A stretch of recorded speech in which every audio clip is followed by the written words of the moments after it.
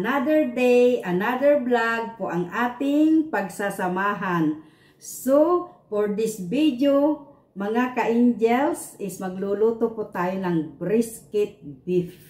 So, tara mga ka-angels, samahan nyo akong magluto. Yan mga ka-angels, yung ating mga ingredients. Ito yung beef, rock sugar, at hindi po nawawala. Pag nagluluto po ako ng baka, hindi po nawawala ang luya, bawang, cinnamon bar, saka star anise, saka cloves. Maglalagay po ako ng cloves. Ayan po yung cloves. Inom ko po sa umaga yung cloves. Lalagay ko sa black coffee ko po. And ito, ano ba tawag dyan? Laurel, may cumin, may patis, ayan. May light sauce, may dark sauce, saka wine, cooking wine and oyster sauce po. So, ayan po ang aking mga ingredients. At ito, nakikita nyo may supot. Ilalagay ko po yung cloves dyan. Ito po, ilalagay ko po yan. So, tara, samahan nyo akong magluto mga ka-angels at samahan nyo ako hanggang dulo. Ayan mga ka-angels, ilalagay ko pong ganyan para pag tinanggal mo yan. Lalaki po kasi ito mga to. Para yan po. So, ayan, umpisahan na po natin iluto ang ating brisket beef.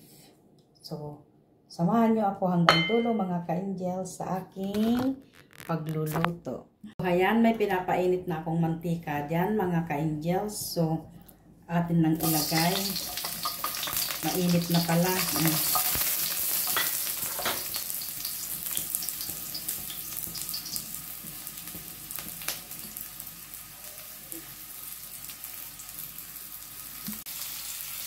So, ayan mga ka-angels, ilagay na natin ang ating beef.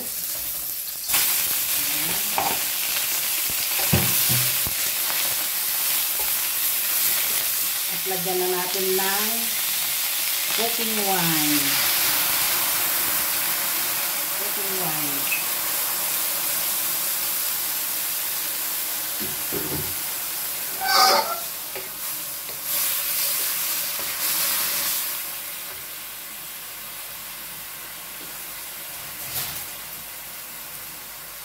At oyster sauce.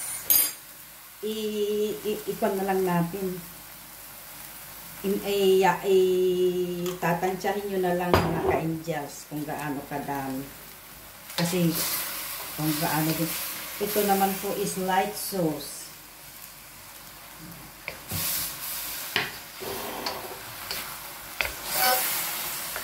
Ang toyo po, nasa sa inyo po yan. Kung gusto nyo pong lagyan, optional. Kung gusto nyo po ng may kulay, ayan, pwede naman po ninyong lagyan.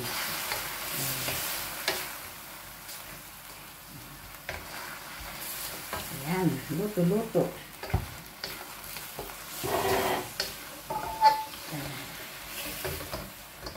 And lagyan po natin ng konting cumin.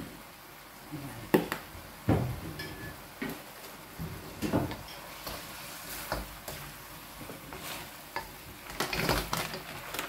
At hindi po nawawala ang rock sugar mga ka-angels.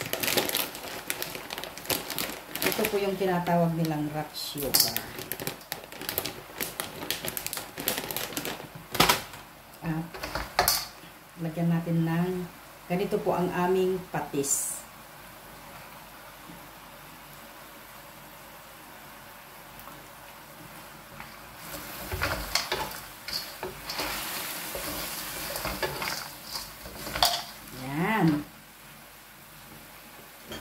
At pampasarap.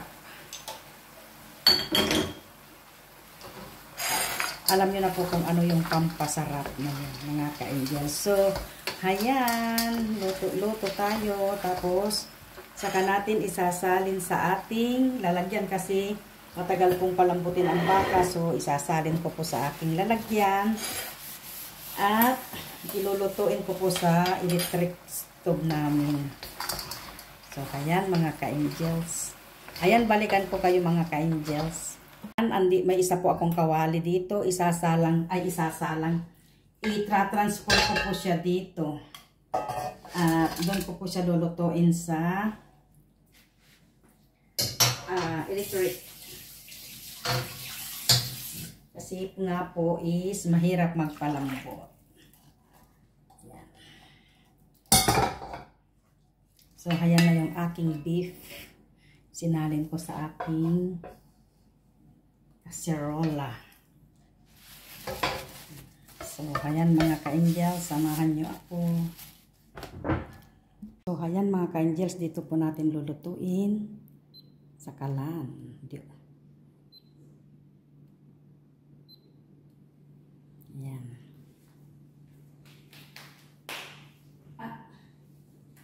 Dagdagan po natin yung ating tubig. Ayan.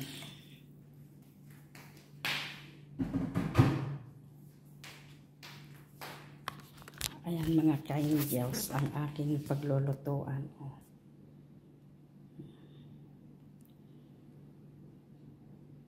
Ilagay ko sa number 6 o kaya ilagay ko sa 8. Ayan. Mga ka-angels, atin pong i-check kung kumukulo na. Ayan, kumukulo na siya mga ka-angels. So, need natin i-reduce yung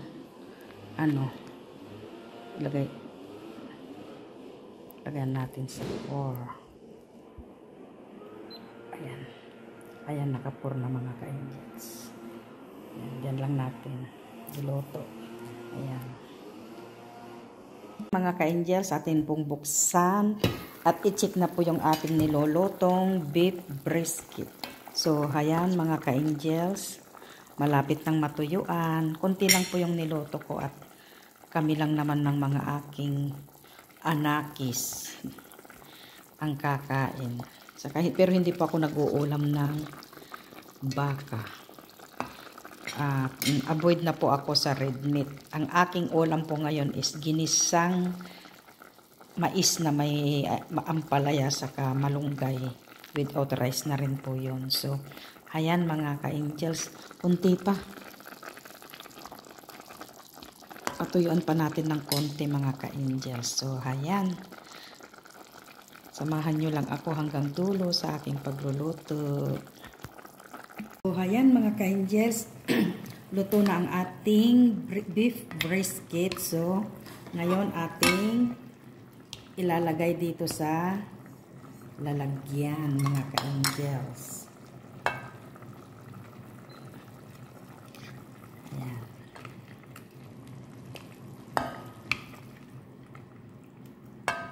Okay na po yan, malambot na.